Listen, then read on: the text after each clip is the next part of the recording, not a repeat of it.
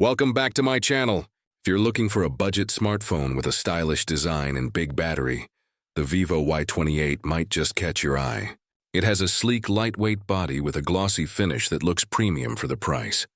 The 6.56-inch HD Plus LCD display with a 90 Hz refresh rate offers smooth scrolling and basic gaming, though the colors and sharpness are just average. Powered by the MediaTek Helio G85 processor and up to 6 GB of RAM, it handles daily tasks like browsing, social media, and light gaming reasonably well. But it's not made for heavy multitasking. The rear camera setup includes a 50MP main sensor and a 2MP depth sensor, delivering decent photos in good lighting, while the 8MP front camera is fine for basic selfies and video calls.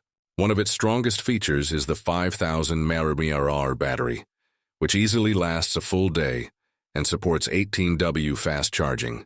You also get IP54 splash resistance, a side-mounted fingerprint scanner, and FunTouch OS based on Android 13. Overall, the Vivo Y28 is a solid choice for casual users who want a clean design, long battery life, and reliable performance without spending too much.